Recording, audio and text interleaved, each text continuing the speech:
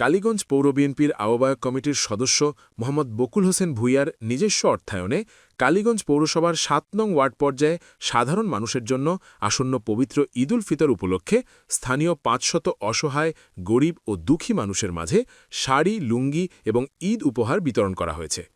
কালীগঞ্জ প্রতিনিধি মোহাম্মদ শাহনওয়াজ জানান, বুধবার ১৮ মার্চ সকাল ১০ ঘটিকার সময় কালীগঞ্জে পৌরসভার ৭ নং ওয়ার্ড বাঘারপাড়া বকুল হোসেনের বাড়িতে বিশিষ্ট সমাজসেবক মোহাম্মদ মনির হোসেন ভূঁইয়ার সভাপতিত্বে কালীগঞ্জ পৌর শ্রমিক দলের যুব বিষয়ক সম্পাদক মোহাম্মদ নাজমুল হোসেন ভূঁইয়ার সঞ্চালনায় অনুষ্ঠানটি অনুষ্ঠিত হয়েছে। এলাকার স্থানীয় গণ্যমান্য ব্যক্তিবর্গ উপস্থিত ছিলেন।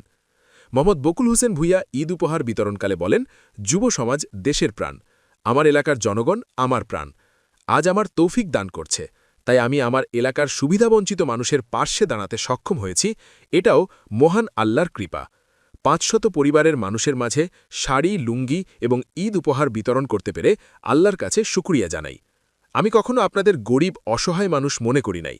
আপনাদের এখন অর্থনৈতিক অবস্থা এখন খারাপ, আগামী দিনে আল্লাহ আপনাদের অর্থনৈতিক অবশ্যই পরিবর্তন করতে পারে। বাংলাদেশের প্রধানমন্ত্রী দেশের সার্বিক উন্নয়নে বলিষ্ঠ ভূমিকা পালন করবে বলে প্রত্যাশা করি।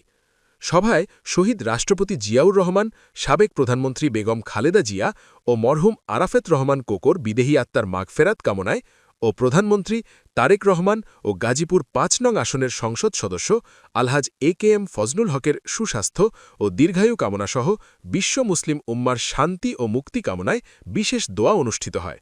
দোয়া পরিচালনা করেন মুফতি শরীফুল ইসলাম হাবি।